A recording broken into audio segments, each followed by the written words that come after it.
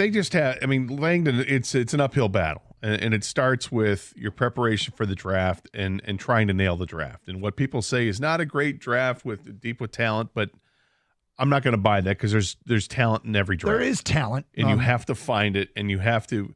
I don't know if he's got to have his philosophy right now of what he wants.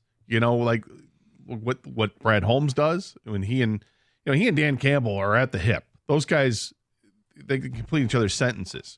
From day one they could. Yeah, they were in lockstep with what they wanted to do. I don't know if Langdon's going to be that way with whomever he hires as a coach, but hopefully they hire somebody quickly and they can be in lockstep.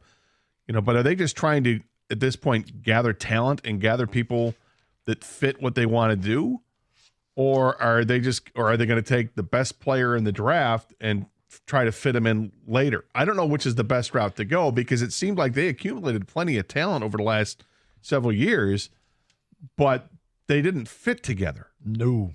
So you have to find that mix of talent and fit, which is not going to be easy to do. And they have had misstep after misstep after misstep with their draft choices over the years.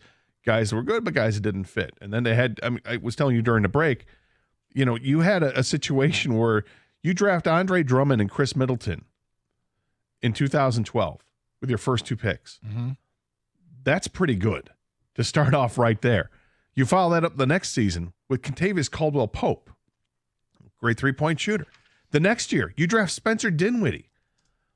4 players right off the bat that have all-star capabilities. This team should have been set up, and they weren't. Then they start trading guys away and chasing it this way and chasing it that way. You misstep with a Stanley Johnson pick.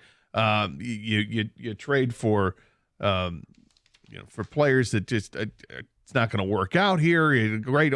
We saw a playoff appearance one year, but they got to have the right identity for what they want for the team. I hope he's the next Brad Holmes.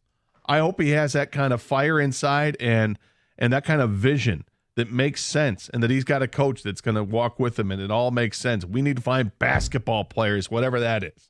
We need to find dogs, guys that want to play aggressively, defensively, and stop you from scoring. We got to find guys that want to fly down the court and put the ball in the hoop.